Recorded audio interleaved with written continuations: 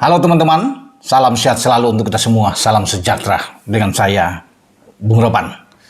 Kita berbicara tentang persiapan tim nasional Indonesia untuk U23 yang sebentar lagi, yaitu pada bulan depan akan tampil di Thailand, di mana STY harus memilih pemain-pemain di Piala AFF U23.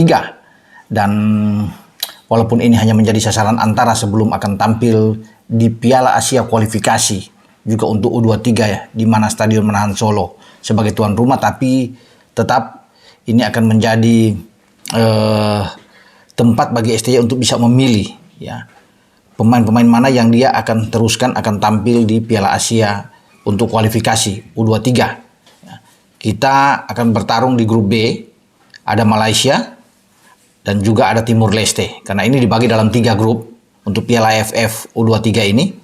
Di mana grup A tuan rumah Thailand ada di sana, ada Kamboja, ada Myanmar, dan juga Brunei Darussalam. Sementara salah satu tim kuat lainnya yang menjadi unggulan di grup C adalah Vietnam. Ada juga Filipina dan Laos. Hanya 3 grup, dan juara-juara grup itu langsung lolos ke babak semifinal.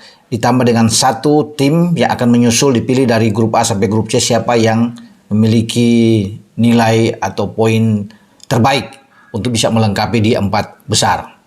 Nah, Indonesia menjadi salah satu unggulan di grup B, tapi ada lawan Malaysia. Kita akan ketemu dengan Malaysia dalam pertandingan pertama langsung di grup B pada tanggal 18 Agustus. Kemudian pada tanggal 20 barulah kita ketemu dengan Timur Leste. Jika kita menang melawan Malaysia, maka lolos ke babak selanjutnya itu sudah tinggal menunggu waktu. Karena apapun itu, walaupun terlalu pagi, kita bisa menghantam, bisa memenangkan pertandingan melawan Timur Leste. Jadi kuncinya dalam pertandingan pertama, ini pertandingan seru ya, yang pasti ditunggu-tunggu untuk pertarungan melawan Malaysia ini. 2 pemain kita yang sudah dinaturalisasi ya, mendapatkan warga negara Indonesia dan bahkan sudah memulai debut mereka, yaitu Rafael Strijk dan Ivar Jenner ya. Debut itu dilakukan di FIFA Matchday ke Juni kemarin, menghadapi Palestina dan juga menghadapi Argentina dalam 2 pertandingan tersebut. Dua-duanya menyatakan siap untuk memperkuat tim Indonesia jika dipanggil oleh STY bermain di Piala AFF. Tapi tentunya mereka juga akan fokus untuk bisa bertarung di Piala Asia U23, di mana ini menjadi perhatian utama dari PSSI, terutama Ketua Umum PSSI Erick Thohir, yang menginginkan bahwa kita harus bisa membuat sejarah, lolos ke babak selanjutnya, mumpung kita menjadi tuan rumah. Di sana ada Turkmenistan dan China Taipei. Karena kita lolos memungkinkan ada peluang untuk bisa ke Paris 2024 untuk Olimpiade musim panas. Karena 3 wakil Asia yang menempati posisi teratas itu berhak untuk bisa menuju ke Paris. Namun sebelum ke sana memang ada sasaran antara di sini ya, Piala AFF. Ya, jadi tidak bisa tidak memberikan target khusus, namun STY tetap menginginkan bahwa mereka juga harus bisa tampil sebaik mungkin ya untuk pertandingan ini dan bisa meneruskan perjalanan maju ke babak selanjutnya. Nah, pemain-pemain yang akan dikumpulkan itu akan diambil oleh STY itu lebih banyak mungkin dari tim yang sukses di Kamboja untuk meraih medali emas di SEA Games. Itu sebagian besar ada di sana. Kecuali dalam video saya kemarin itu ada 3 pemain yang terkena sanksi.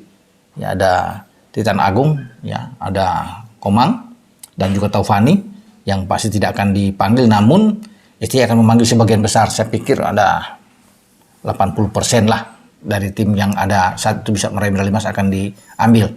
Dan Rafael Strijk dan juga Ivar Jenner sudah menyatakan oke, mereka siap untuk bisa bertarung di Piala AFF. Semua tinggal tergantung dari STY untuk bisa memanggil mereka, tentunya bisa mengirim surat ke klub asal mereka, baik di ADO Den Haag maupun di Utrecht sana untuk kedua pemain tersebut. Ya, mereka menginginkan ini untuk bisa pertama kali tampil membela Indonesia di ajang AFF setelah mereka melakoni debut yang saya bilang tadi di FIFA Matchday melawan Palestina dan Argentina. Mereka ingin merasakan tentunya atmosfer bermain di Piala AFF, apalagi ini bertarung di Thailand. Dan di SEA Games Thailand kalah melawan Indonesia. Tentunya Thailand punya ambisi khusus ingin melakukan pembalasan ini di Piala AFF mumpung mereka sebagai tuan rumah, dan mereka mempersiapkan diri sebaik mungkin.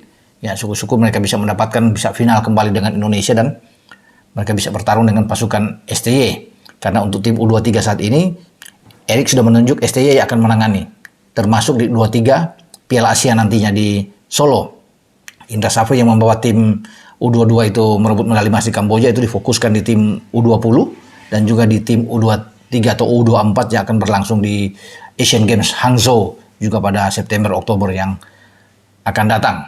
Nah, Rafael Strijk tentunya dengan Ivar Jenner ini akan berkemas-kemas ketika mereka akan mengetahui bermain untuk tim nasional Indonesia untuk segera datang untuk memulai TC, karena pasti dalam waktu dekat Sintayong akan memanggil semua pemain mungkin di akhir Juli atau di awal Agustus untuk bisa menentukan siapa pemain-pemain yang akan diterjunkan di Piala AFF ini.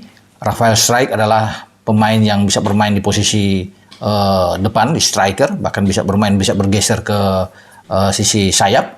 Tinggal tergantung bagaimana STY memainkan pola yang diinginkan. Sementara Ivar Jenner itu bermain sebagai gelandang. Ya, dia sudah tampil oke, saya pikir menjadi starter saat menghadapi Argentina dan nyaris bisa mencetak gol. Ketika ada sebuah tembakan placing dia masih bisa digagalkan oleh Emil Martinez saat itu, di saat mendapatkan umpan dari Dimas Derajat dan hampir saja bisa menyamakan kedudukan 1-1 di saat Argentina unggul lebih dulu melawan lewat Leandro Paredes.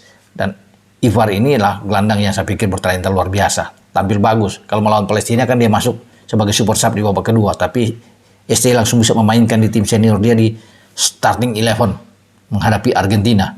Tidak mudah, tidak ada yang memperkirakan bahwa dia langsung main di babak pertama, tapi STY tentu tahu, percaya diri untuk bisa memainkan Ivar Jenner ini. Nah, kalau Ivar ini bermain di posisi gelandang, syukur-syukur kalau Marcelino itu diizinkan oleh klub dia ya untuk bisa bermain di Piala AFF ini bagus sekali. Tapi saya pikir kalau tanpa Marcelino juga, dan Marcelino lebih memilih untuk di Piala Asia kualifikasi, ya Ivar Jenner akan bersama-sama di tengah dengan mungkin saja ada Ananda Raihan yang bisa dimainkan di sana bersama dengan Beckham Putra yang bisa mengisi slot 3 gelandang di sektor tengah. Sementara Rafael Strijk bisa akan bermain mungkin di depan, bisa dengan Ramadan Sananta atau dengan Muhammad Fatur Rahman. Ya, ini yang kita akan tunggu siapa saja yang akan dimainkan oleh STY. Tapi yang pasti Rafael Strijk dan juga Ivar Jenner siap untuk melakoni pertandingan mereka. Ini kalau bisa dikatakan ini debut di Piala AFF. Kalau kemarin sudah debut di tim senior FIFA Matchday, tapi sekarang di Piala AFF yang mereka inginkan tentunya untuk bisa membuktikan kemampuan kapasitas mereka sebagai pemain yang diandalkan oleh STY. Sampai di sini pembahasan saya dengan Bung Ropan. Ciao.